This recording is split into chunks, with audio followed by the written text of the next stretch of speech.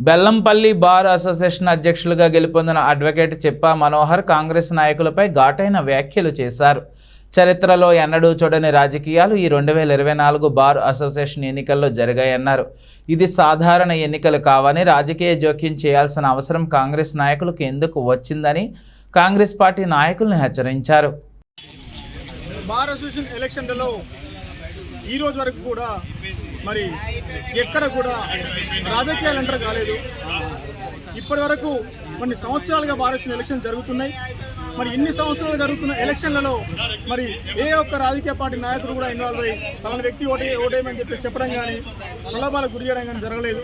మరి ఈసారి కొంతమంది నాయకులు, కాంగ్రెస్ పార్టీకి సంబంధించిన కొంతమంది నాయకులు మరి వాళ్ళు నన్ను ఓడించాలన్న దుర్బుద్ధితోని ప్రచారం కూడా చేయడం జరిగింది. మరి వాళ్ళకి ఇదే హెచ్చరిస్తున్నా, ఎప్పుడు కూడా ఒక ఎటువంటి అరమరికలు లేకుండా నడిచే బార్ అసోసియేషన్లో మీ ఇన్వాల్వ్మెంట్ అవసరం లేదు. ఏ రాజకీయ నాయకుల ఇన్వాల్వ్మెంట్ కూడా బార్ అసోసియేషన్ ఒప్పుకోదు. ఇది న్యాయవాద సంఘం ఎలక్షన్ తప్ప జనరల్ ఎలక్షన్ కాదు.